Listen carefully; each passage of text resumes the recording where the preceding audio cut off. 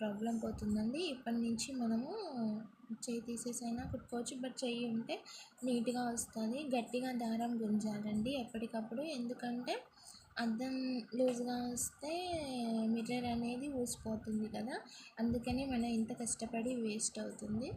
So మనం గట్టిగా దారం అనేది ఎప్పటికప్పుడు గుంజేయాలి. థ్రెడ్ని మిర్రర్ని గట్టిగా పట్టుకుంటూ గట్టిగా థ్రెడ్ ఎప్పటికప్పుడు కుట్టు నీట్గా రావడానికి గట్టిగా గుంజేస్తూ ఉండాలి.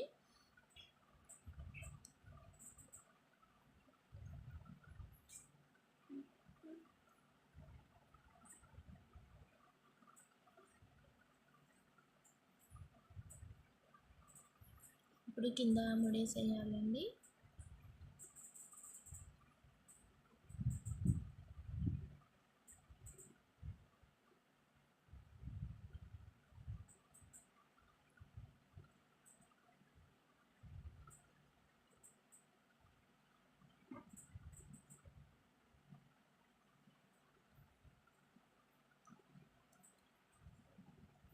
చూసారు కదండి మిర్రర్ ఎంత నీట్గా వచ్చిందో.